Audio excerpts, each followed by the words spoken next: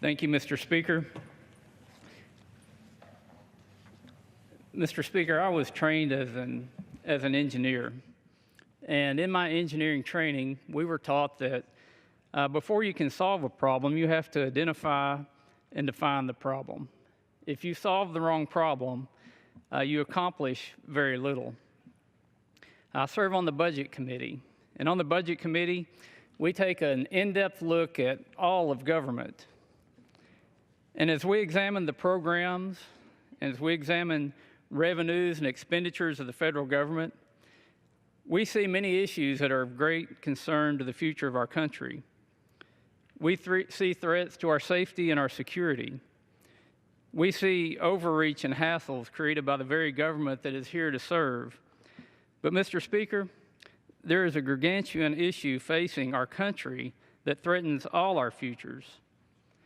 Our gross national debt, fueled by out-of-control spending, continues to grow and has passed $19 trillion, which exceeds our gross domestic product. Today, while much of the country focuses on primary elections, several of my colleagues from the Budget Committee, including Chairman Price, wish to have an open and honest conversation about this issue of debt and spending that you're probably not going to hear much about anywhere else.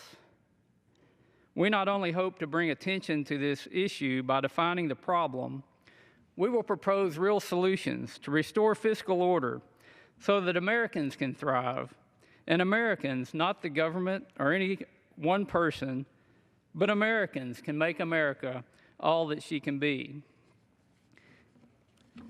As we delve into the major fiscal issues facing our country, it becomes obvious that we have an enormous spending problem. I have a chart here, and this chart shows us where we've been, where we were in 1965. It shows where we are today with the numbers through 2015. And it also predicts where we will be in the future in 2026.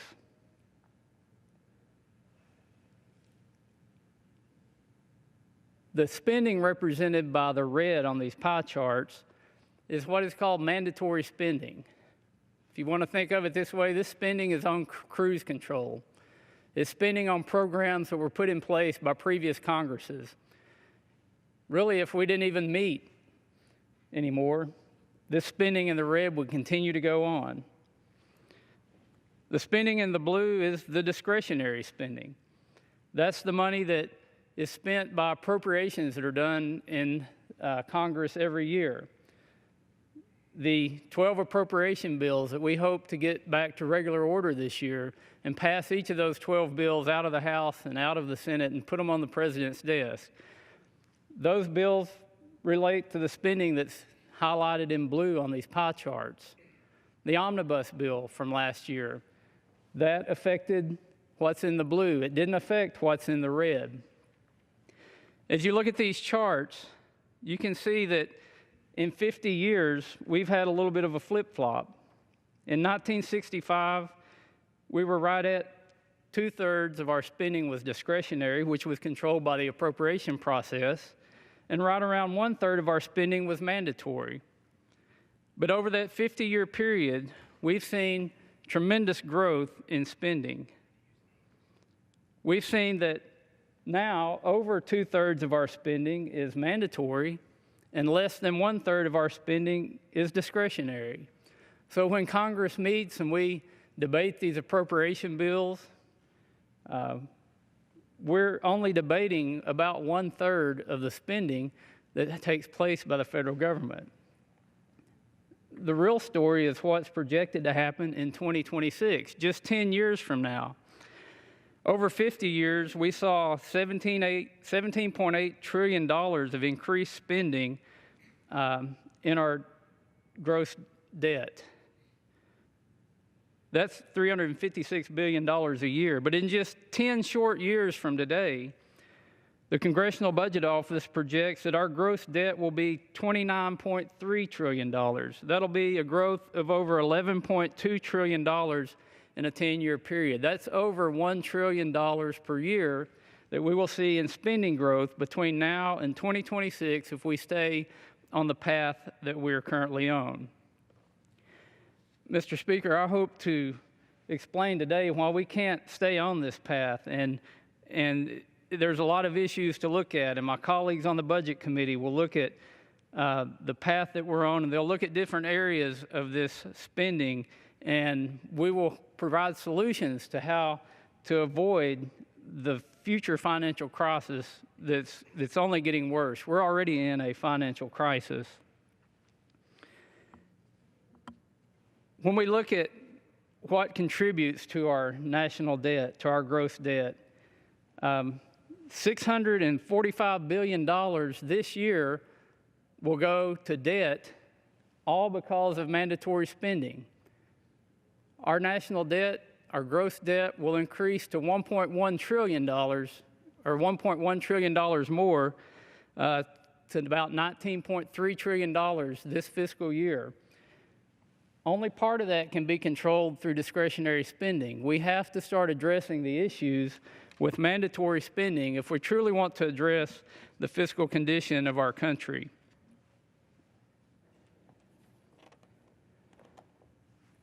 This next slide breaks it down in a little bit more detail.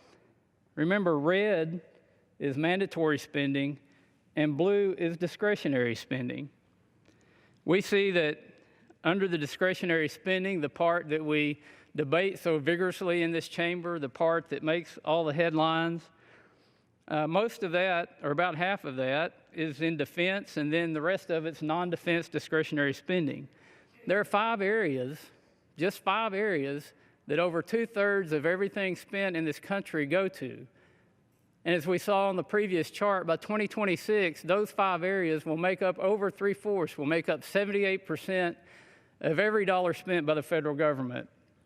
Those 5 areas are Social Security, Medicare, Medicaid, interest on the debt, and kind of a lump category of other mandatory spending. Right now, Social Security is the largest expenditure of the federal government at $882 billion per year. If we look at Social Security and Medicare, these are programs that working Americans have invested in that are very important, but are headed to insolvency. We have to fix them to preserve them for all of us who have contributed to them. The people who project the numbers show that by 2030, on the course we're on, Medicare will be insolvent. By 2034, Social Security will be insolvent. Mr. Speaker, the young people in our country should be alarmed at this. By 2034 and 2030, these programs that we've all contributed to, if we don't change course, they're projected to be insolvent. If we look at Medicaid, it grew by double-digit percentage points last year, a lot of that because of the Affordable Care Act. And if we look at other mandatory spending, these are our social welfare programs. These were programs that were put in place with good intentions, but are getting poor results. And finally, the one that probably should concern us all the most is our interest on the debt.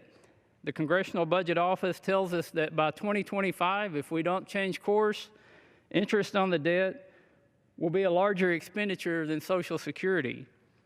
As our debt continues to balloon and grow, the interest that we must pay on that debt will also balloon and grow, and that's why mandatory spending will become such a large part of all the spending, and really make our discretionary spending somewhat minuscule compared to the gargantuous size of mandatory spending. I want to talk about just a couple of these areas, and some of my colleagues will talk about other areas as we move forward. But if we look at some of our social welfare programs and our Medicaid program,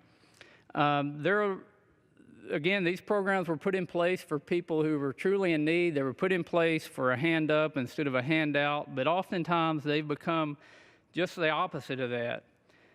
Some of these programs, instead of helping people out of poverty, they trap people in poverty. Now, Medicaid is a unique issue because it was put in place for aged people, for disabled people, for blind people, people that we would all agree we need to help out and lend a helping hand. But now there are a lot of able-bodied working age adults. These are people 18 to 65 years old who are not disabled, who are receiving Medicaid benefits. And we're seeing a lot of increase in cost there. We're seeing a lot of increase in cost in mandatory program or social welfare programs such as SNAP. And one area where we can address our budget, where we can address this looming fiscal crisis, is in our social welfare programs.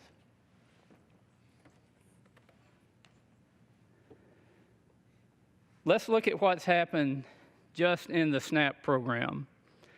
Since 2000, increase in enrollment in SNAP programs has grown 171%. To say that another way, for every new job added since 2000, and that's 4.3 million of them, 30.4 million people have been added to food stamps. That's 7 people being added to the food stamp program for every new job that's been created in this country since 2000. Again, instead of lifting people out of poverty, many of our welfare programs are actually trapping people in poverty. If we look at some of the numbers on SNAP, 57% of able-bodied adult households have no earned income. These are people receiving the food stamp benefits. What's even maybe more alarming is 75% of the people receiving SNAP benefits, 75% of childless adult households have no earned income. That's 17.3 million people. It's a 252% increase since 2000 in this one demographic of childless adult households who have zero income, who are receiving SNAP benefits. Only 50% of parent households have earned income. So what happens? What happens if we change the scenario? What happens when you move people from welfare to work? Well, Kansas tried a program. They tried a program to restore work requirements for able-bodied childless adults in 2013. And they saw fantastic results from that. They saw a 50% immediate decline in enrollment when they enacted work requirements for able-bodied working-age adults on this program. They saw a 68% long-term decline in enrollment, and they saw a 168% increase in work participation rates among the enrollees. They saw a 133% increase in average income of able-bodied childless adult enrollees. They saw a 55% increase in average income of able-bodied childless adult enrollees. Mr. Speaker, a number that we can't ever forget is that only 2.9% of full-time workers live in poverty. If we want to pull people out of poverty, we need to create an environment where people can work, where they can pull themselves out of poverty. We've also found that in these social welfare programs like the SNAP program and like Medicaid, where you've got able-bodied working-age adults on those programs, that the populations overlap. So if you are able to get people back into the workforce and help the SNAP program, you're also going to cut cost out of the Medicaid program. You get a double bang for your buck when you get people back in the workforce. We need to train people. We need to assist people to get back to work. And that's what these programs were originally put in place for, and we've got to get back to that.